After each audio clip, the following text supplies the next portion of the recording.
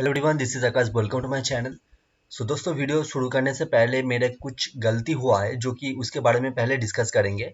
Then हम swing trading and intraday trading का जो आइडिया है उसके बारे में डिस्कस करेंगे, ठीक है। नाउ एनटीपीसी एंड दूसरे जो स्टॉक जो कि मेरे स्विंग ट्रेडिंग के लिए ओपन है, तो ऑलरेडी मैंने आपके साथ डिस्कस किया था कल के सेशन में, ठीक है। तो यहाँ पर एनटीपीसी में एक गलती हुआ है मेरे मुझसे।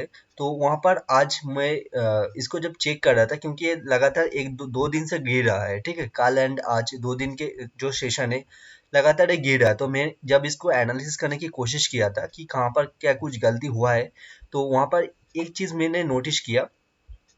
एनटीपीसी का जो पहला टारगेट बन के आ रहा था वो था 114.50, जो कि एनटीपीसी पिछला दिन जो कि 3 मार्च को ओपन हुआ था एंड वहां से डायरेक्ट नीचे की ओर आ गया था, ठीक है।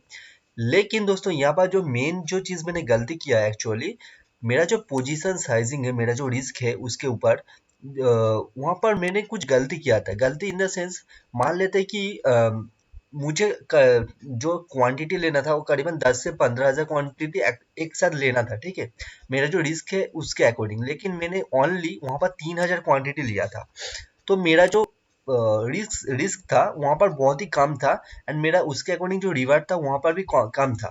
तो मैं जब मेरा होल्डिंग पोजीशन है वहां पर मैं चेक कर रहा था, तो मैं उसको चेक कर रहा था कि कब वो 1:3 या फिर 1:2 से ऊपर जाए, लेकिन वो जा ही नहीं रहा था। तो मैं जब इसको चेक किया था तो मैंने देखा कि यहाँ पर मेरा जो क्वांटिटी साइजिंग है, पोजीशन साइजिंग है, वहां पर मैंने गलती किया है। तो कल के सेशन में मैं एक काम करूंगा, मेरा जो स्टॉप लॉस होगा वो 110 पे मैं ट्रेल करके रख दूंगा एंड कॉस्ट से मेरा ऊपर इसको रख दूंगा, ठीक है। क्योंकि मैं यहाँ पर और बैठना नहीं चाहता, क्योंकि ये ऑलरेडी टारगेट दे के आ चुका है, ठीक है। अगर ये यहाँ से बाउंस लेता है तो ठीक है, नहीं तो मैं इसको 110 या फिर 109.5 पे इसको निकाल दूंगा कॉस्ट से थोड़ा सा ऊपर, ताकि मेरा जो ब्रोकरेज है वो कट जाए, ठीक है, वो निकल आए। तो ये मैंने एक बहुत ही बेवकूफ़ी वाली चीज़ कर दी। पता नहीं मैंने इसको कैसे क्या पोजीशन बनाया। तो यहाँ पर एक गलती हुआ है। एंड दूसरा जो गलती हुआ है, देखो, फिनोलेक्स केबल मैं ऑलरेडी आपके साथ डिस्कस किया हूँ। तो देखो, फिनोलेक्स केबल में मैंने एक गलती किया था। ये जो दिन था 24 ऑफ फेब को एंड यहाँ पर जो 26 ऑफ फेब को, यहाँ पर मैं जब कुछ मतलब कि मेरा जो दूसरा जो ट्रेड ओपन था वहां पर मैं जब एग्जिट कर रहा था, तो मेरा जो फिनोलेक्स केबल का ट्रेड था वहां पर भी मैं इसको एग्जिट कर दिया था, ठीक है। एंड मैंने इसको दोबारा लिया था यहाँ पर अगेन। यहाँ पर जो क्वांटिटी साइजिंग था यहाँ पर मिसमैच हुआ था, ठीक है। मिसमैच होने के कारण यहाँ पर जो मुझे जो प्राइस में एक्चुअल में मिलना चाहिए था वहां पर तो मुझे मिला ही नहीं है। एंड दूसरा मुझे थोड़ा सा अपसाइड प्राइस में, यानी कि 400 के आसपास ये मुझे मिला था।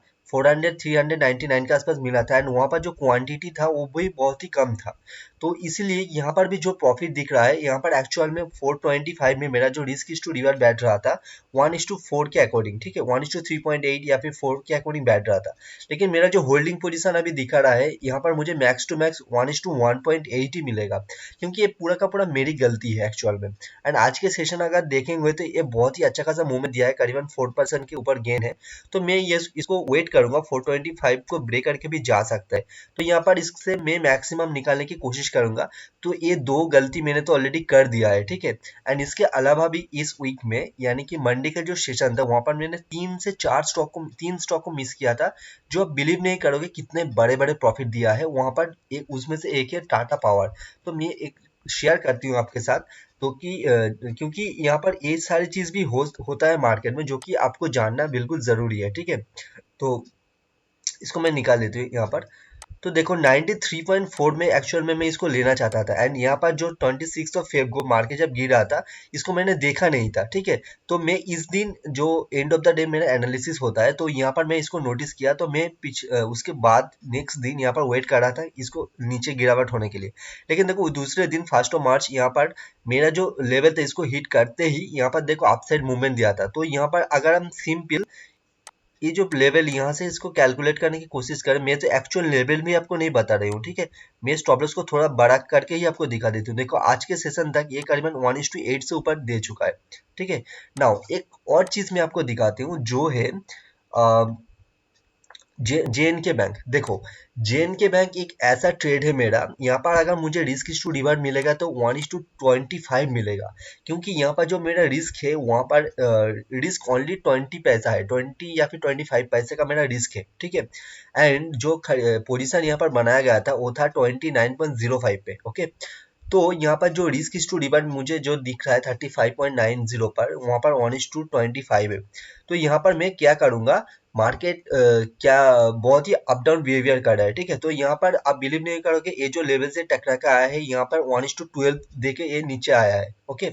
तो यहाँ पर मैं एक सेफ साइड खेलूंगा, safe side in the sense मैं छोटे टाइम फ्रेम में जो प्राइस एक्शन हुआ है वहां पर मैं मेरा जो स्टॉप लॉस है उसको मेरा जो एंट्री प्राइस है उससे थोड़ा सा ऊपर रख दूंगा, ठीक है। रख देने के बाद इसको छोड़ दूंगा, आइदर इसमें मुझे बड़े प्रॉफिट मिलेंगे या फिर मैं यहाँ पर कॉस्ट टू कॉस्ट या फिर कॉस्ट से थोड़ा सा ऊपर 1:1 पे या फिर 1:1.5 पे निकल जाऊंगा, ठीक है। क्योंकि जे एन के बैंक एंड दूसरा जो पीएसयू सेक्टर है वहाँ पर बहुत ही अप डाउन दिखा सकते हैं। मैं थोड़ा सा जो उसका सेक्टर है पीएसयू सेक्टर वहाँ पर एनालिसिस कर रहा था, इनफैक्ट जो बैंकिंग सेक्टर है वो थोड़ा सा डाउन साइड आ सकता है। एंड इसलिए मैं मुझे मालूम नहीं ये कैसे परफॉर्मेंस देगा, एंड इनफैक्ट यहाँ पर कल के सेशन देखने की बारी होगी कि कैसे ये परफॉर्मेंस देता है, ठीक है। तो एक कुछ स्टॉक है, इसको अच्छे तरीके से मैनेज करेंगे। इसके अलावा भी तो बीपीसीएल मेरा ओपन है, and BPCL IDFC first bank ये दोनों स्टॉक बहुत ही अच्छा परफॉर्मेंस दे रहा है। तो आईडीएफसी फर्स्ट तो बहुत ही अच्छा जा रहा है, बीपीसीएल क्या परफॉर्मेंस देगा मुझे मालूम नहीं है, अभी तक तो ये पॉजिटिव में है, कॉस्ट टू कॉस्ट से ऊपर ही चल रहा है मेरे। एंड लेट्स सी क्या होता है। And H D F C life open है, लेकिन H D F C life थोड़ा सा लॉन्ग है, तो यहाँ पर कुछ करेंगे नहीं, ठीक है। तो ओवरऑल इस वीक बहुत ही अच्छा गया है, लेकिन मेरी गलती के दौरान जो प्रॉफिट मुझे 3 गुना होना चाहिए था वहां पर सिर्फ मतलब कि आप मेरा जो प्रॉफिट है उसके 3 गुना होना चाहिए था एक्चुअली, लेकिन मेरी गलती के दौरान ये हुआ नहीं एक्चुअली, ठीक है। तो it's okay, part of the game है, कुछ कर नहीं सकते, ठीक है। तो रिग्रेट नहीं करना है इस मार्केट में, जो हो गया सो हो गया, फिर से मौका मिलेगा। मार्केट इन दिनों बहुत ही अच्छे खासे मौके दे रहा है, ठीक है। नाउ नेक्स्ट जो कल के लिए जो स्टॉक है उसके बारे में डिस्कस करते हैं, ठीक। कल के लिए या फिर आने वाले 2-3 दिनों में जो स्टॉक है ना, हाइडेलबर्ग सीमेंट या फिर सीमेंट सेक्टर में शायद कुछ होने वाला है एक्चुअल में, मुझे मालूम नहीं है, लेकिन ये जो स्टॉक है बहुत ही बढ़िया दिख रहा है, ठीक है। तो यहाँ पे किस में बाई करना है सेल करना है मैं आपको नहीं बताऊंगा, लेकिन हाइडेलबर्ग सीमेंट जो है यहाँ पर मेरे ख्याल से बहुत ही अच्छा खासा अपसाइड मूवमेंट दिखा सकता है, तो ये आपके रैडर पे होना चाहिए ना दोस्तों। ये मेरे जो वीडियो था कल के सेशन में वहां पर एक बंदे ने बहुत ज़्यादा मैसेज किया था कि मेरा जो सिस्टम है उसको बताने के लिए। मैंने ऑलरेडी बता दिया है, मेरा जो सिस्टम का जो स्ट्रक्चर है, मैं नॉर्मली स्ट्रक्चर पे ट्रेड करता हूँ, जो कि high rise and lower low formation होता है, एंड एक साइडवेज पैटर्न, ये तीनों चीज़ के ऊपर मैं ट्रेड करता हूँ, ठीक है। क्योंकि मैं नॉर्मली बिलीव करती हूँ स्ट्रक्चर के ऊपर, मार्केट हमेशा स्ट्रक्चर में चलता है, इसीलिए मैं कोई भी इंडिकेटर वगैरह के ऊपर डिपेंडेंट नहीं रहता। बहुत सारे लोग आरएसआई यूज करते हैं, स्टोकास्टिक यूज करते हैं, मूविंग एवरेज यूज करते हैं, हर एक का अलग अलग सिस्टम होता है। मैं ऐसा बिल्कुल भी नहीं बोल रहा हूँ कि उन लोगों का सिस्टम गलत है, लेकिन मैं हमेशा स्ट्रक्चर वे में करना पसंद करता हूँ, क्योंकि मुझे मुझे लगता है कि मार्केट हमेशा स्ट्रक्चर्ड वे में चलता है। एंड ये ऑलरेडी मैंने टेस्ट किया है सिंस 1990 से, जब से मार्केट ओपन हुआ है वहां से मैं इसको बैक टेस्ट करके हुए आ रही हूँ। एंड 1990s में भी ये स्ट्रक्चर काम किया है, तो ये डेफिनेटली ये काम करता है। एंड सिर्फ यही नहीं, मैं इंडियन मार्केट के अलावा जो यूएसए का जो मार्केट है नैस्डैक है वहां पर भी मैं बहुत सारे स्टॉक के ऊपर इसको टेस्ट किया हूँ। तो ये बेसिक पैटर्न है जो काम करता है एक्चुअल में, ठीक है। तो इसीलिए मैं इसको नॉर्मली फॉलो करती हूँ। एंड ये जो स्ट्रक्चर है इसको हम शॉर्टर टाइम फ्रेम में स्विंग ट्रेडिंग के लिए यूज कर सकते हैं, एंड थोड़ा सा अगर अब ज्यादा टाइम फ्रेम यूज करेंगे तो इसको हम स्विंग पोजिशनल ट्रेड में यूज कर सकते हैं। एंड अगर हम एकदम छोटे से टाइम फ्रेम में जाके इसको ट्रेड करना चाहते हैं इंट्राडे के लिए तो भी हम कर सकते हैं, एक ही पैटर्न है। मैं एक ही पैटर्न के ऊपर काम करता हूँ, दूसरा कुछ भी नहीं देखता। मार्केट किस साइड जा रहा है नहीं जा रहा है मुझे नहीं पता, लेकिन हाँ इसका जो एक्यूरेसी है 50 60 70 तक ये जाता है, तो जो कि बहुत ही बढ़िया है मेरे लिए। एंड ये रिस्क टू रिवार्ड भी बहुत ही अच्छा देता है, ठीक है। तो नाउ फिर से वापस आते हैं हमारे जो स्टॉक है उसके ऊपर। तो हाइडेलबर्ग सीमेंट एक बहुत ही अच्छा खासा प्रॉफिट दे सकता है, लेकिन ये दोस्तों स्विंग ट्रेडिंग के लिए नहीं होगा, ये मेरे ख्याल से पोजिशनल ट्रेडिंग में आएगा। लेकिन यहाँ पर जो मूवमेंट कितना जाएगा मुझे नहीं मालूम, क्योंकि यहाँ पर ऑल टाइम हाई का स्टॉक है, एंड इसका अगर हम रेंज कैलकुलेट करें तो रेंज कैलकुलेशन के हिसाब से 250 तक भी जा सकता है, एंड इससे भी नीचे आ सकता है।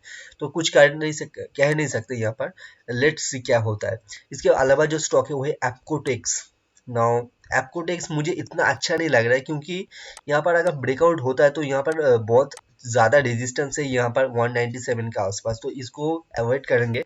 नेक्स्ट आता है वारुक इंजीनियरिंग करके कुछ स्टॉक है, तो ये मुझे बहुत ही अच्छा दिख रहा है। अगर ये अच्छी तरीके से अगर ब्रेकआउट होता है तो ये मुझे बहुत ही अच्छा खासा टारगेट दे सकता है, जो कि 460-70 के आसपास होगा। लेट्स सी, इसको रैडर पे रख सकते हैं। नेक्स्ट है GSFC Gujarat state fertilizer and chemical limited करके कुछ स्टॉक है, तो इसका मैंने टारगेट डिसाइड नहीं किया। लेट्स सी, देखना पड़ेगा इसका टारगेट क्या बन के आ रहा है। तो यहाँ पर मेरे ख्याल से ऑल टाइम हाई यहाँ पर है 108 या फिर 1010, इस तरीके का कुछ दिखा सकता है। तो ये हाई राइज फॉर्मेशन बना के जा रहा है, लेट्स सी क्या होता है, ठीक है। तो देखेंगे। इसके बाद आता है हुडको। हुडको दोस्तों मेरे ख्याल से एक बहुत ही अच्छा खासा प्रॉफिट दे सकता है आने वाले टाइम में। हुडको को हम लोग रैडर पे रखेंगे एंड देखेंगे क्या होता है, ठीक है। हुडको बहुत ही अच्छा दिख रहा है। नेक्स्ट आता है Tata motor DVR. Tata motor DVR में हम लोग का अच्छा दिख रहा है, तो इसको भी हम रैडर पे रखेंगे। ओके। नेक्स्ट आता है महिंद्रा, एक second, Mahindra CI auto limited करके कुछ स्टॉक है। ये भी मुझे बहुत ही अच्छा खासा टारगेट दिख रहा है, तो यहाँ पर मैं इसको वेट करूंगा कल के सेशन में अगर ये मुझे मिलता है तो। नेक्स्ट आता है करूर वैश्य बैंक लिमिटेड करके, तो ये मुझे आज मिला नहीं है। मिला नहीं इन द सेंस एक्टिव नहीं हुआ था। कल के लिए ये अगेन हमारे राइडर पे रहेंगे, ठीक है। तो लेट्स सी क्या होता है।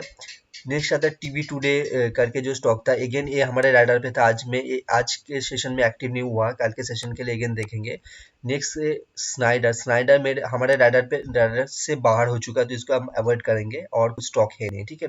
तो यही कुछ स्टॉक है दोस्तों जो स्विंग ट्रेडिंग के लिए आप देख सकते हो, लेकिन कोई भी बाइंग और सेलिंग का रिकमेंडेशन भी नहीं है। ये सिर्फ और सिर्फ मैं निफ्टी 500 का जो स्टॉक है वहां से मैं छाट के आपको दे रही हूँ, जहां पर आप एक वॉच लिस्ट आपको मिलेगा एंड आप इसके ऊपर काम कर सकते हो, खुद के एनालिसिस करके खुद से कुछ डिसीजन ले सकते हो, ठीक है। तो यहाँ पर फिल्ट्रेशन करके मैं आपको दे रही हूँ। ओके। अगेन कल के सेशन के लिए दो तीन स्टॉक मेरे राडार पे है। एक है L N T housing finance, L N T finance holding. दूसरा है जी आई सी आर ई करके कुछ स्टॉक है, मेरे ख्याल से जनरल इंश्योरेंस है शायद है। एंड थर्ड है बी एस सी। तो ये दो स्टॉक तो कैश मार्केट में है एंड एक है फ्यूचर मार्केट का स्टॉक है। तो तीनों बाइंग के साइड मेरा व्यू है। एंड यहाँ पर तीनों स्टॉक में अभी तक कुछ एक्टिव नहीं हुआ है, लेकिन कल के सेशन में ये तीनों स्टॉक एक अच्छा खासा मूवमेंट दे सकता है। तो यहाँ पर देखो 109.40 पे यहाँ पर एक सपोर्ट लेने की कोशिश कर रहा है ना दोस्तों। अगेन आज के सेशन में अगर आप देखेंगे जो भी स्टॉक हमने कल डिस्कस किया था, तो वो तीनों स्टॉक ही तीन स्टॉक था शायद, तो वो तीनों स्टॉक ही गैप डाउन ओपन हुआ था, तो अगेन वो एक्टिव नहीं हुआ था। तो इस तरीके से तो काम नहीं करना है हम लोगों को। तो आज के सेशन में कोई भी ट्रेड नहीं मिला था मुझे, इंट्राडे में नहीं मिला था एंड स्विंग में भी कोई भी ट्रेड एक्टिव नहीं हुआ था। तो आज के सेशन में बैठा ही रहा था, बैठा था, तो कुछ काम नहीं था। एंड कल के सेशन में देखेंगे। नेक्स्ट आता है जीआईसीआरई। तो जीआईसीआरई में अभी देखो क्या हुआ। हाँ, तो यहाँ पर जनरल इंश्योरेंस शॉर्टिंग साइड में एक्चुअल में तो ये इतना अच्छा नहीं दिख रहा है, लेकिन ये फिर भी मेरा राडार पे है। देखेंगे क्या कंडीशन है मार्केट का, उसके हिसाब से हम लोग डिस्कस करेंगे, ठीक है। देखेंगे क्या इसमें कुछ पोजीशन बना जा सकता है कि नहीं, ठीक है। तो थर्ड जो स्टॉक है वो है बीएससी। बीएससी में देखेंगे क्या है। तो बीएससी में बाइंग लिस्ट में है, तो देखेंगे क्या होता है, ठीक है।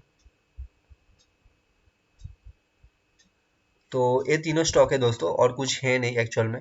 तो आई होप एंड बीएससी में जो टारगेट बन के आ जाएगा 620.50 पहला टारगेट हो जाएगा। ये तीनों स्टॉक ही है, तो ये तीनों स्टॉक आपने आपके राडार पे रख सकते हो। और एंड यही है दोस्तों, और कुछ है नहीं। एंड एक डिस्क्लेमर है, मैं कोई भी सेबी रजिस्टर्ड फाइनेंशियल एडवाइजर तो हूँ नहीं, तो मैं कोई भी सलाह आपको नहीं दे सकता। तो आप खुद से डिसीजन लो, इसलिए मैंने कोई बाइंग या फिर सेलिंग का रिकमेंडेशन भी नहीं किया, कोई भी लेवल भी नहीं प्रोवाइड किया हूँ। सिर्फ और सिर्फ कुछ स्टॉक के बारे में डिस्कस किया हूँ जो कि आने वाले टाइम में एक अच्छा खासा प्रॉफिट दे सकता है। तो आप इस स्टॉक में काम करके यहाँ पर आप खुद से एनालिसिस करके खुद से डिसीजन ले सकते हो, या फिर आपका जो फाइनेंशियल एडवाइजर है आप उसके साथ मिलकर सलाह ले सकते हो, ठीक है। तो अगेन आप खुद से एनालिसिस करो, किसी दूसरे के ऊपर डिपेंड मत होना। किसी के ऊपर डिपेंड हो मत होना इस मार्केट में। अगर आपको खुद से नहीं आता है तो छोड़ दो, करने की जरूरत नहीं है। आप म्यूचुअल फंड में पैसा डाल दो, वो आपके लिए बेहतर होगा। लेकिन खुद से अगर कर सकते हो तो करो, नहीं तो छोड़ दो। टिप के ऊपर मत जाओ, टिप से पैसा नहीं बनेगा। लॉन्ग टर्म में तो बिल्कुल नहीं बनेगा। 1 महीने 2 महीने 4 महीने बनाओगे, इसके बाद नहीं बनेगा, ठीक है। तो एक एडवाइस था ये। एंड सेकंड जो मेन चीज मैं हमेशा बोलती हूँ कि कोई भी ट्रेड अगर आप ले रहे हो, अगर आप खुद से ले रहे हो या फिर किसी के सुन के ले रहे हो या फिर टीवी पे कुछ देख के ले रहे हो, कुछ भी आप अगर ले रहे हो, तो वहां पर रिस्क को प्लीज मैनेज कीजिए। आप जितना रिस्क सह सकते हो उतना ही लो, उसके हिसाब से आपका जो पोजीशन साइजिंग है उसको मेंटेन करो। बिना position sizing and risk management के बिना कोई भी ट्रेड को इनिशिएट मत करना, ठीक है। ज़्यादा प्रॉफिट के चक्कर में मत जाना। अगर आपके पास एक सिस्टम है तो ही आप टिक पाओगे, सिस्टम के बिना इस मार्केट में पैसा बनाना इम्पॉसिबल है। आज कुछ आज कुछ एक ट्रेड करोगे, दूसरा दिन कुछ और ट्रेड करोगे, ऐसा होगा नहीं। एक ही सिस्टम को कंसिस्टेंटली ट्रेड करो, वहाँ पर जो फ्लोज है, वहाँ पर जो प्रोज है कौन से जो सिस्टम का, वो आपको पता चलेगा। धीरे धीरे उसको आप फिल्टर करते हुए आप एक अच्छे खासे सिस्टम बना लोगे जो आपको लॉन्ग टर्म में एक अच्छा खासा प्रॉफिट देगा, ठीक है। हर एक बंदे का सिस्टम अलग होता है, ज़रूरी नहीं है कि मेरा सिस्टम सही है। यहाँ पर कोई भी सही या फिर गलत नहीं होता, मार्केट हमेशा सही होता है। अगर आप सही हो तो मार्केट आपको प्रॉफिट देगा, अगर मैं सही हूँ तो मार्केट मुझे प्रॉफिट देगा, ठीक है। 50 to 60% या फिर 70% तक एक्यूरेसी आप जा सकते हो, इसके ऊपर भी जा सकते हो, ज़रूरी नहीं है कि नहीं जा सकते। लेकिन हाँ, डिपेंड करते हैं आप किस तरीके से सोचते हो, मार्केट को किस तरीके से चार्ट को देखते हो। बहुत सारे ऐसे भी ट्रेडर है जिसका एक्यूरेसी बहुत ही ज़्यादा है एंड वो बहुत अच्छे अच्छे ट्रेडर है। इस तरीके का ट्रेडर को मैं भी जानता हूँ जो कि इंटरडे में काम करता है, ठीक है। चार्ट को देख के वो बता देते हैं कि कहाँ से कहाँ तक जाने वाला है, कहाँ पर सपोर्ट बन चुका है। इस तरीके का माइंडसेट वाला भी ट्रेडर है, वो मार्केट में इतने दिन से है कि वो मार्केट का जो चाल है वो इजीली पकड़ सकता है, ठीक है। लेकिन हर एक का एक अलग अलग मेथड होता है उसको चूज करने के लिए। जरूरी नहीं कि वो 100% सही है, 100% कुछ नहीं होता इस मार्केट में। स्टॉप लॉस आपको लगाना ही लगाना है एंड रिस्क मैनेजमेंट के साथ ही करना है, ठीक है। तो यही था दोस्तों, आई होप आपको पसंद आया होगा वीडियो। अगर पसंद है तो वीडियो को लाइक कर देना एंड शेयर कर देना अपने दोस्तों के साथ। एंड कुछ सीखने को मिला तो चैनल को सब्सक्राइब कर लेना। एंड अगर कुछ बोलना है तो कमेंट में पूछ सकते हो एंड कुछ गाली गलौज करना है तो कमेंट में दे सकते हो, ठीक है। तो चलिए मिलता है अगले वीडियो में। Happy trading, have a good day and before taking any trade please manage your risk first then trade, okay.